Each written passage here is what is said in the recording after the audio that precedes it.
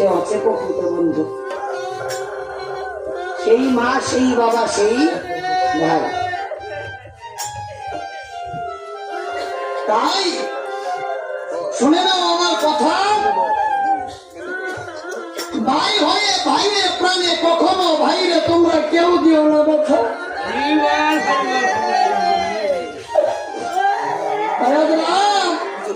লক্ষণীকে ডেকে ডেকে বলতেছি, ও তুই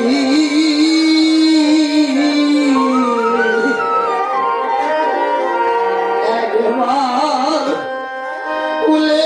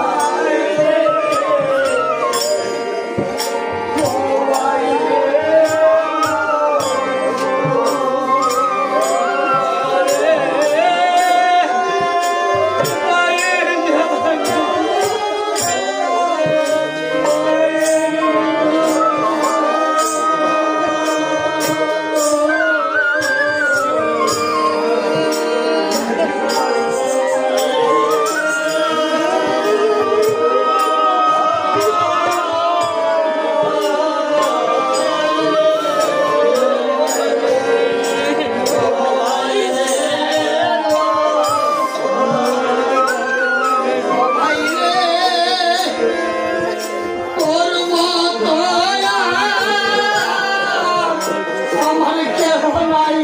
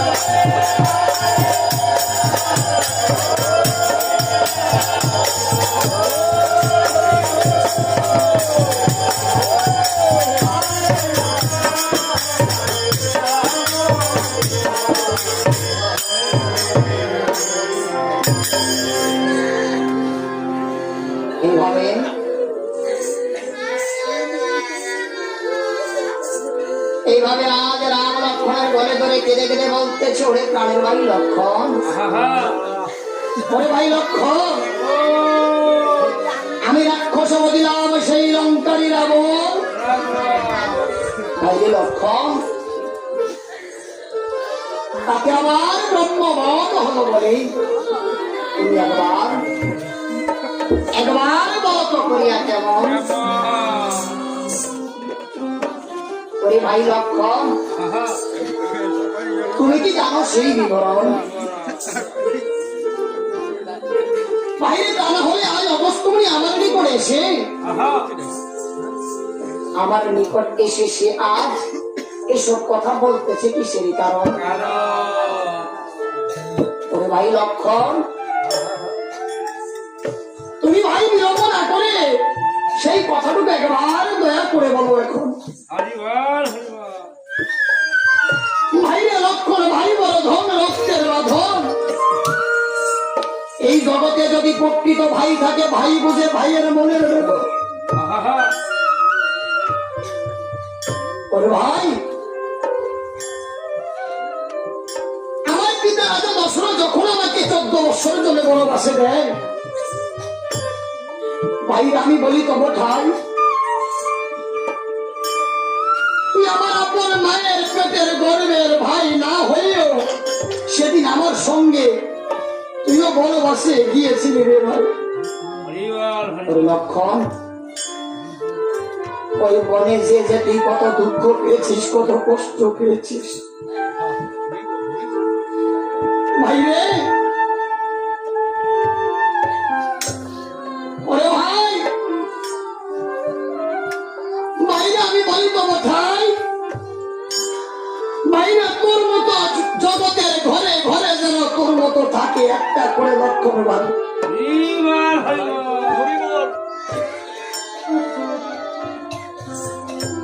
আর আমরা কি করি জানেন? এক ভাই অপর ভাইয়ের সম্পত্তি মেরে খায়, ভাই হয়ে ভাইকে মারতে যায়, ভাই হয়ে একই মায়ের পেটের ভাই হয়ে ভাইয়ের অন্তরে আঘাত দিয়ে কষ্ট দিই।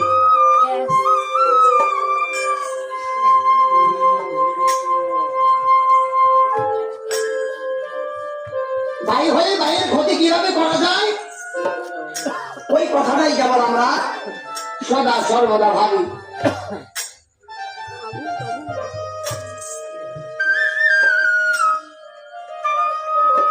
তাই আমার অন্তরে আছে ভাবনা, 2 টাকা লস দিবেন কিন্তু ভাই হয়ে ভাইয়ের প্রাণে কখনো দেখা দিবেন না।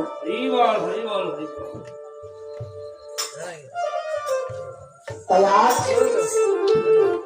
লক্ষণ ঠাকুর আমার ডেকে ডেকে বলতেছে, গো দাদা,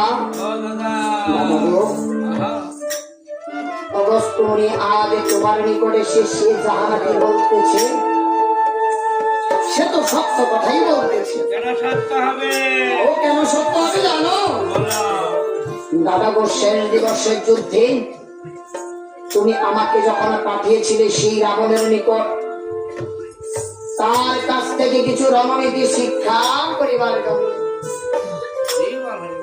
তখন আমি যে দেখেছিলাম ওই যে সেই রণস্থলে আমি রাবণের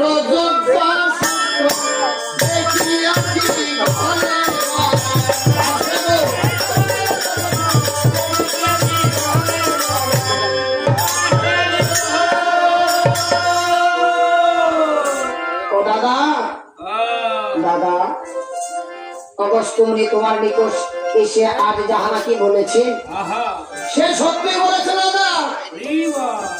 আর রাবণ যে ঠিকই ব্রাহ্মণের সন্তান দাদা, কেননা আমি যখন রাবণের গৃহে যাই, রাবণের বলে যোগ্য সূত্র আছে, তাহা আমি দেখি মানে তাই। এই কথা শুনে রাম আজ চিন্তায় পড়ে গেছে। রাম ডেকে ডেকে বলতে চলে, প্রাণের ভাই লক্ষণ, ও ভাই লক্ষণ, বাইরে আমি জানি ব্রহ্মবাদের ঠাই এই ভবার নবীও না। আবার ব্রহ্মবোধ করে কেহ যদি সেই তীর্থ পথেও যায়, শুনেছি তথাপিও তাহার পাথ সে যে কেবল পাশে পাশে। ভাই চলো চলো তাহলে আজ আমরা একবার সেই অগস্ত্য মুনির সাক্ষাতে যাই, যে দেখি আমরা না জেনে না শুনে যে ব্রহ্ম হত্যা করেছি, সেই পাপের কোন প্রায়শ্চিত্ত আমরা করতে পারি কিনা। তখন রাম করেছে কেমন করে, তথা হইতে রামচন্দ্র করিলেন মুনি